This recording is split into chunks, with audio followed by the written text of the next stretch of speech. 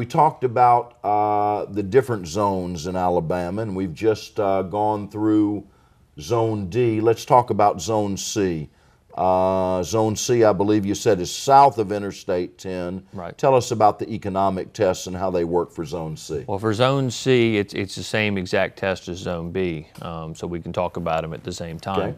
Your basic test is the same idea of D, which is you're looking at the 3 consecutive months, but the numbers come down a little bit.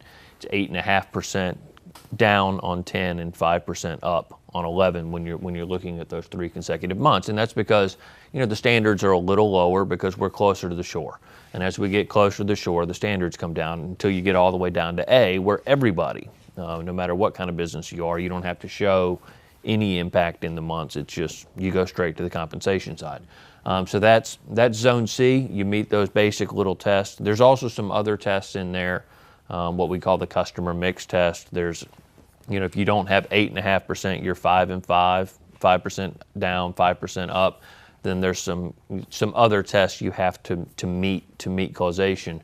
But even if you don't meet the 8.5% down, 5% up, or the 15% down, 10% up, there are other ways to show eligibility beyond just those tests. That's why it's really important to have your claim looked at by somebody who understands what this settlement is and what it does, and not somebody that's just saying, hey, let me look at it. Because there's a lot of people that would like to look at it, but there's also a lot of people that really don't understand what this settlement is.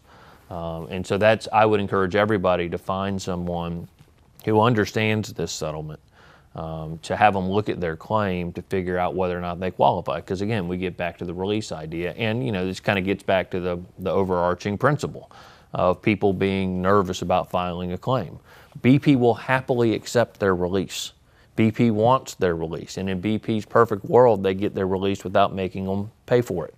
And that's why it's everybody's obligation out there to make BP pay for that release, file the claim, and do what they need to do to hold BP accountable in this situation. BP is continuing to run commercials in the Gulf that say, we want to make things right.